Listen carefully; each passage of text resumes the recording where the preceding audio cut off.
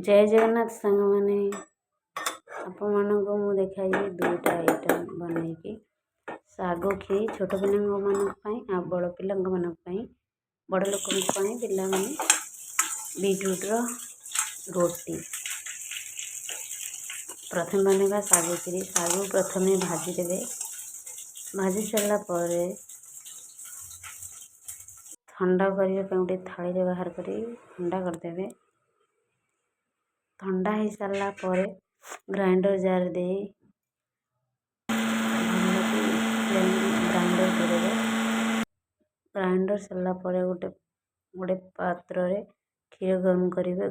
गरम कर सारा पर से पाउडर को सागुर पाउडर को 2 चम्मच पकई चीनी पकेबे 1 चम्मच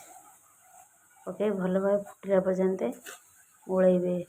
गोल सारा पर प्रस्तुत हो गला साग खीरी। आसने प्रस्तुत करे बीटरूट पराठा बा रोटी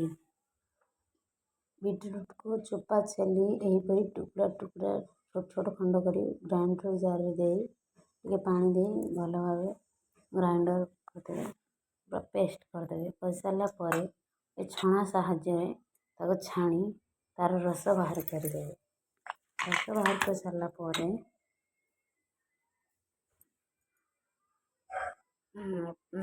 रोटी करने बाहर कर अटारे टिके लुण पकेबे लुण पकई सारा पर से पूर्वर बाहर कर रखि बीटरूट रस को ढालिबे ढालिकी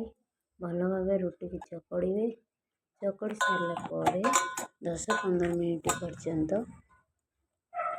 ताको घोड़े की रखिबे घोड़े की रखि सारा पर 15 मिनट पर यहीपरी बाहर कर गुड़ा कर रोटी की भल भाव गोल कर बेली देवी बेली सारा पर दी पट को भल भाव ताहुआ सेकिदेवे सेकी सारा पर गोटे प्लेट बाहर कर दी पटरे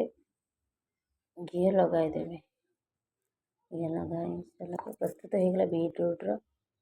रोटी। आपण मानक ये वीडियोटी किपरि लगिला कमेंट माध्यम रे जणैबा को भूलिबेनी। रहिली